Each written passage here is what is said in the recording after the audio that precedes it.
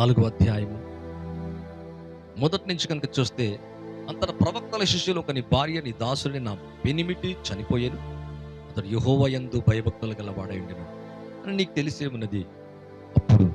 ఇప్పుడు అప్పులవాడు నా 2 కుమారులను తనకు దాసుడుగా ఉండుటకై అని పట్టుకొని పోటకు వచ్చి ఉన్నాడని ఎలీషాకు మొరపెట్టగా, ఎలీషా, నా వల్ల నీకేం కావాలను, నీ ఇంట్లో ఏమి ఉన్నది, ఇది నాకు తెలియజెప్పమనను.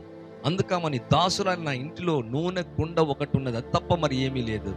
అప్పుడు అంటున్నాడు ప్రవక్త, అతను నువ్వు బయటికి పోయి నీ ఇరుగు పొరుగు వారందరూ యొద్ద దొరకగలిగిన వట్టి పాత్రలను ఎరువుగా పుచ్చుకొను.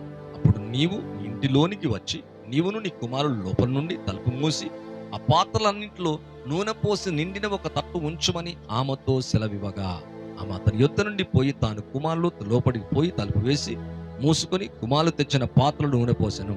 పాత్రలన్నీ నిండిన తర్వాత ఇంకా పాత్రలు తెమ్మని చెప్పగా, తన కుమారుతో చెప్పగా వాడు మరేమీ లేవని చెప్పాను.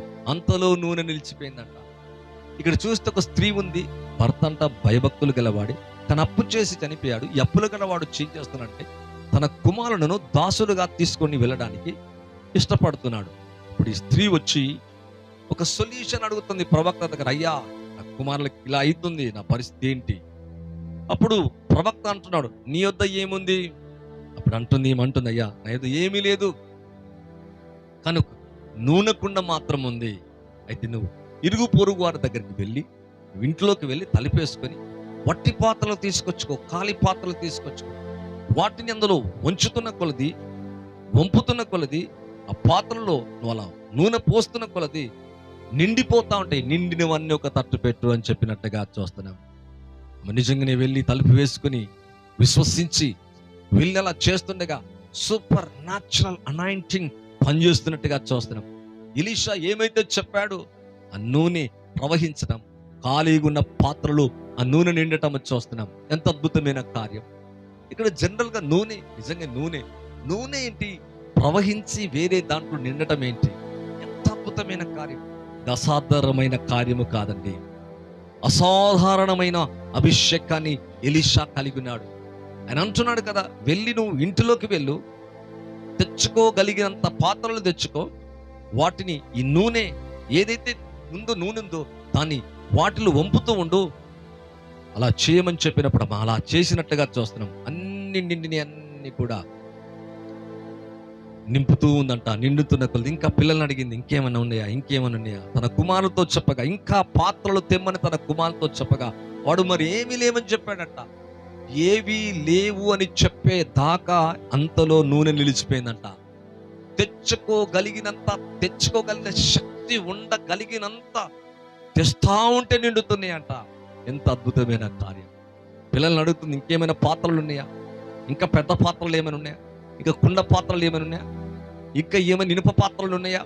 ఇంకేమైనా ఉన్నాయా? తేండి, ఇరుగు పొరుగు వారి దగ్గరికి వెళ్ళి తీసుకొని రండి. పాత్రలన్నీ నిండిన తర్వాత ఇంకా పాత్రలు తెమ్మని తన కుమారుతో చెప్పగా, వాడు మరి ఏమీ లేవని చెప్పాను.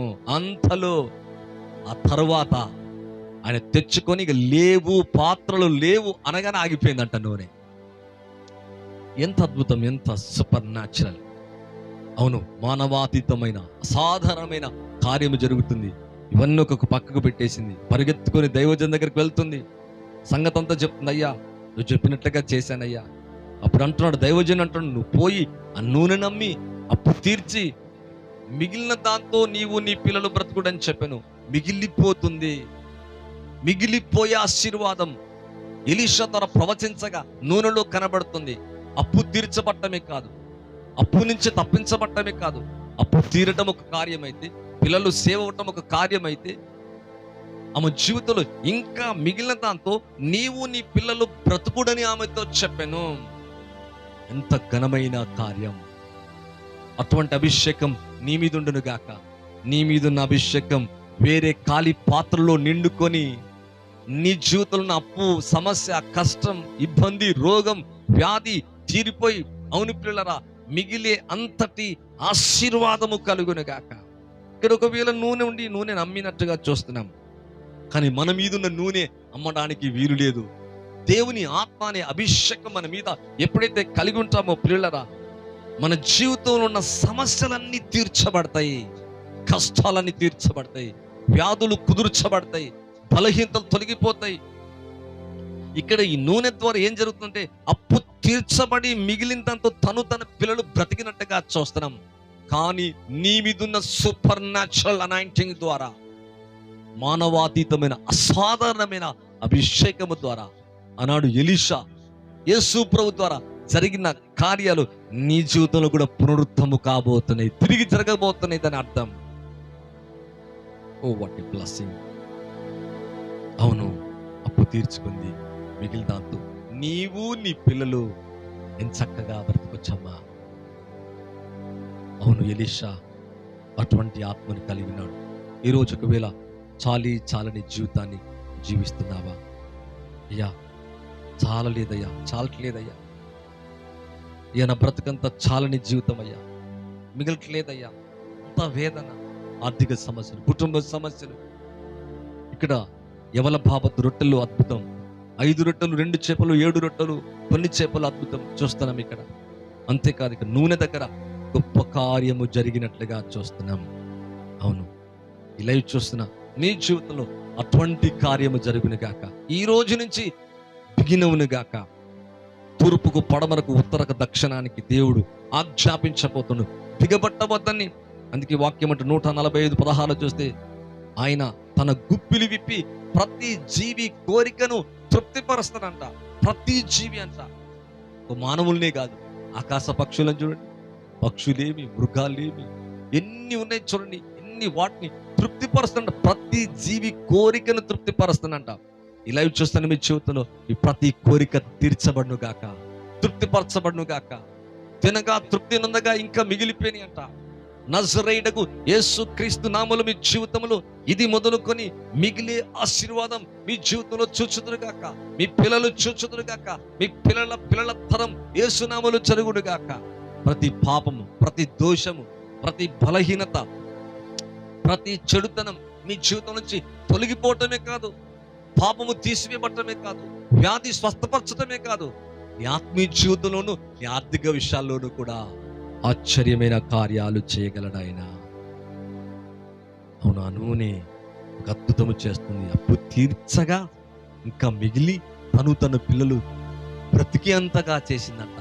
అవును పిల్లరా, నీవు నీ పిల్లలు చక్కగా బ్రతికిలాగా దేవుడు చేయగలడు ఆయన. ప్రతి వ్యాధిని స్వస్థపరచగలడు ఆయన. చాలని జీవితానికి ముగింపు కలుగును గాక. ఈ లైవ్ ద్వారా యేసు నామములో ప్రవచిస్తున్న మీ జీవితంలోకి ఎండైపోను గాక. అవును, అటువంటి కార్యము జరుగును గాక. అవును, ఆయన గుప్పిలి విప్పి కీర్తన గ్రంథములు చదివాం 145వ అధ్యాయము. ఒకసారి చూద్దామండి. 145 145 16వ వచనాన్ని చూస్తే ఒక మాట ఉంది. నీవు నీ గుప్పిలి విప్పి ప్రతి జీవి కోరికను తృప్తిపరచుచున్నావు. ప్రతి జీవి అంట, ప్రతి జీవి. అవును, భూమి మీద ఉన్న ఆయన కొరకు ఎదురు చూస్తున్నా. ఆయనందు విశ్వాసం వచ్చి, అనగా దేవుని యందు విశ్వాసం వచ్చి, క్రీస్తునందు, యేసు ప్రభునందు, ఆయన రక్తమునందు, ఆయన దెబ్బల యందు విశ్వాసం ఇచ్చిన మన జీవితంలో ప్రతి కోరికను తృప్తిపరచగలడు ఆయన. వివాహం కాలేదా, ఉద్యోగం దొరకలేదా, ఇంకా సెటిల్మెంట్ లేదా, పిల్లలే పుట్టలేదా, ఇల్లు కట్టుకోలేకపోయినావా, నీ జీవితంలో ఎన్నో ఉన్నాయి.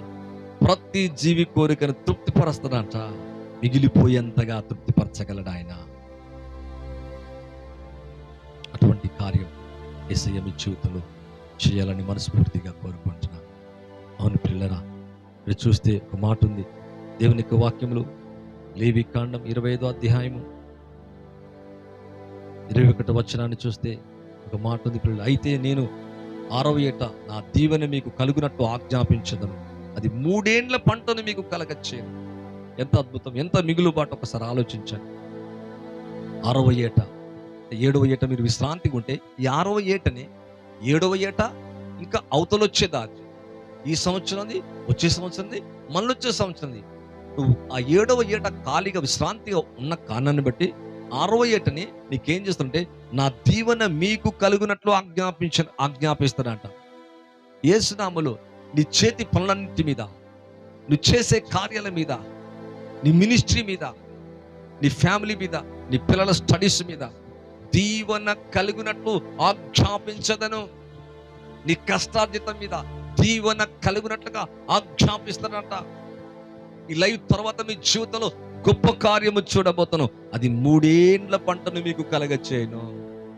నువ్వు ఎప్పుడైతే ఆయనకు లోబడతామో, ఆయనను ప్రేమిస్తామో, అవును నీ కలిగింది దేవుని చేతులు ఎప్పుడైతే పెడతావో, ఇక్కడ అంటున్నాడు 6వ ఏట 7వ ఏట మీరు విశ్రాంతిగా ఉంటారు కనుక, 7వ సంవత్సరం మీరు విశ్రాంతిగా ఉంటారు కనుక, ఈ 6వ ఏట ఎలా చేస్తుంటే 3 ఏండ్ల పంట మీకు ముందే చేస్తున్నాను, ఇప్పుడే చేస్తున్నాడు. వచ్చే సంవత్సరం మీరు చెయ్యరు. 6వ ఏట 7వ ఏట వస్తుంది, విశ్రాంతిగా ఉంటారు కనుక. ఈ 6వ ఏట అవుతలది, ఆ తర్వాత మీరు పంట వేసుకునేంత వరకు, అనగా 3 ఏండ్ల పంట మీకు కలగ చేస్తుంది. ఎప్పుడు? 6వ ఏటనే అంట. అంటే ఎంత మిగిలిపోతుందో మీరు అర్థం చేసుకోవాలా? అవును పిల్లగా, అటువంటి కార్యం యేసయ్య మీ జీవితంలో జరిగించునుగాక. లైవ్ ద్వారా మన కుటుంబ సమస్యలు, వ్యక్తిగత సమస్యలు, అనారోగ్య సమస్యలు బాధించే ప్రతిదీ యేసునామములో జీవితంలో తొలగిపోనుగాక. ద్వితోపదేశకాండం 28:8 చూస్తే, నీ కొట్లలో నువ్వు చేయి ప్రయత్నములన్నింటిలో నేను నీకు దీవెన కలుగునట్లు, దేవుని యొక్క వాక్యం, కొట్లలో ప్రయత్నములన్నింటిలో నీకు దీవెన కలిగినట్టు యెహోవా ఆజ్ఞాపించును. నీ దేవుడిని యెహోవా నీకిచ్చుచున్న దేశంలో ఆయన నిన్ను ఆశీర్వదించునంట. ఎంత చక్కటి మాట. నీ కొట్లలో నువ్వు చేయి ప్రయత్నములన్నింటిలో నీ ప్రయత్నాలు విఫలమవుతున్నాయా? సఫలం కావట్లేవా? ఫలిస్తలేవా? అట్లా ఆశీర్వాదం చూడలేకపోతున్నావా? విచారపడుతున్నావా? దేవుని యొక్క వాక్యం, నీ కొట్లలో నీవు చేయు ప్రయత్నములన్నింటిలోనూ మీకు దీవెన కలిగినట్లు యెహోవా ఆజ్ఞాపించునంట. ఈ లైవ్ తర్వాత మీ జీవితంలో దీవెన కలిగినట్లు, ఇది పంట పొలము కావచ్చు, చేతి పని కావచ్చు, ఉద్యోగము కావచ్చు, వివాహ జీవితం, కుటుంబ జీవితము కావచ్చు, స్టడీస్ కావచ్చు, కొట్లలో నీవు చేతు ప్రయత్నములన్నింటిలో దీవెన కలుగునట్లు యెహోవా ఆజ్ఞాపించునంట. నీ దేవుడిని యెహోవా నీకిచ్చుచున్న దేశంలో ఆయన నిన్ను ఆశీర్వదించును. నువ్వు ఆశీర్వదించబడ్డాక చేతులు చాపు, వేరే వారికి ఇవ్వు, నీ కలిగింది సాయం చేయి. ఇలా మంచి మినిస్టర్లో నీ నీ చేయి చాపడానికి ప్రయత్నం చేయాలా? సూపర్ న్యాచురల్ అనాయింటింగ్ ద్వారా ఎలీషా గొప్ప కార్యములు చేస్తున్నాడు. అవును పిల్లరా, యేసయ్య కూడా మరి అనేక కార్యాలు చేసినట్లుగా చూస్తున్నాం. అటువంటి అభిషేకం మన మీద ఉండను గాక. ఎప్పుడైతే సూపర్ న్యాచురల్ అనాయింటింగ్ ఎక్కడైతే ఉంటుందో అక్కడ ఎలాగుంటుందో తెలుసా? ఆ మినిస్టర్ను విత్తినప్పుడు ఎలాగుంటుందో తెలుసా? మిగిలిపోయేంతగా ఆశీర్వాదం ఉంటుంది. అవును, అటువంటి కార్యము జరుగును గాక.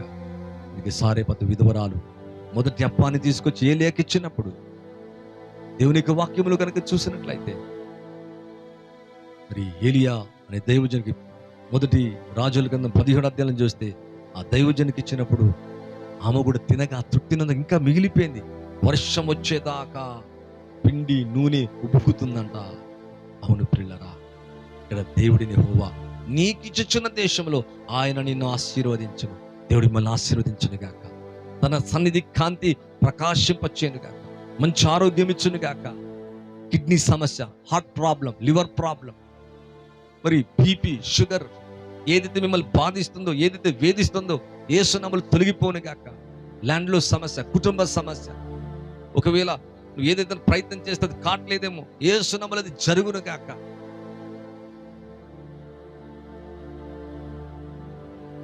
అవును ప్రియులారా, ఒకవేళ కాంట్రాక్టర్ దగ్గర పనిచేస్తున్నావా, వీళ్ళు ఏదైనా ఇబ్బంది కలిగి ఉన్నావా, అక్కడ ఉద్యోగం కోసం ప్రయత్నం చేస్తున్నావా, ప్రతి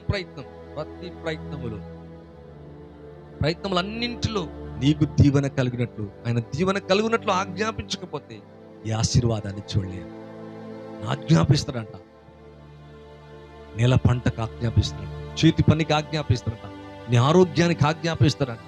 అవును పిల్లరా, అటువంటి మంచి కార్యాలు జరుగుతాయి. నువ్వు సూపర్ న్యాచురల్ అనాయింటింగ్ ఎక్కడైతే ఉంటుందో మిగిలిపోయేంత ఆశీర్వాదం ఉంటుంది. మిగిలిపోయేంతగా దేవుడు మీ జీవితంలో, మీ కుటుంబంలో అలాగూ చేయను గాక. మీ కొరకు ప్రార్థన చేయబోతుందండి. అయ్యా, నా జీవితం ఏమి మిగులుట అనేది నేను ఎన్ని ఏళ్ళు చూడలేకపోయానయ్యా. ఒకవేళ 5 సంవత్సరాలు, 10 సంవత్సరాలు కావచ్చు, అనేక ఏళ్ళ నుంచి కావచ్చు. అయితే ఈ లైవ్ అనంతరం మీ జీవితంలో అటువంటి కార్యం పొందుదురుగాక. కళ్ళు మూసుకుందాం, ప్రార్థన చేద్దాం. పరిశుద్ధుడైన తండ్రి, మీకు స్తోత్రాలయ్యా. ఎవరైతే అనారోగ్యంతో ఉన్నారో, ఎవరైతే తండ్రి ఆర్థిక సమస్యలు, అప్పు సమస్య, కుటుంబ సమస్య, భారము, దిగులు, చింత, విచారము నాయన కొన్ని ఏండ్ల నుంచి అపవాది వారిని పట్టి పీడించి పేదరికంలో వచ్చిందయ్యా. ఆ కట్లు తెగిపోనుగాక, ఆ బంధకాలు వీడిపోనుగాక, ఆ చైన్స్ యేసునామములో బ్రేక్ అవునుగాక, యేసునామములో తొలగిపోనుగాక. చేతుల్లో పరిశుద్ధత, హృదయములో నెమ్మది, మనసులో శాంతి, దేహములో ఆరోగ్యం, కుటుంబములో ఆశీర్వాదం, చేతి పనులు దీవెన ఆజ్ఞాపించండి అయ్యా. సూపర్ న్యాచురల్ ఎనాయింటింగ్ ఎక్కడైతే ఉంటుందో, అసాధారణమైన అభిషేకం ఎక్కడైతే ఉంటుందో ఇక్కడ మిగులుబాటు చూసాం. ఈ చేతిలోకి ఇచ్చినప్పుడు, ఎలీషా చేతిలోకి ఇచ్చినప్పుడు కొన్ని కార్యాలు చూసామయ్యా. మా కలిగిన దాన్ని, మా జీవితాన్ని, మా కుటుంబాన్ని మీ చేతులకు అప్పగించుకుంటున్నాము నాయన. పిల్లల స్టడీస్ని, కుటుంబంలో అనారోగ్యంతో బాధపడుతున్న వారిని స్వస్థపరచండి అయ్యా.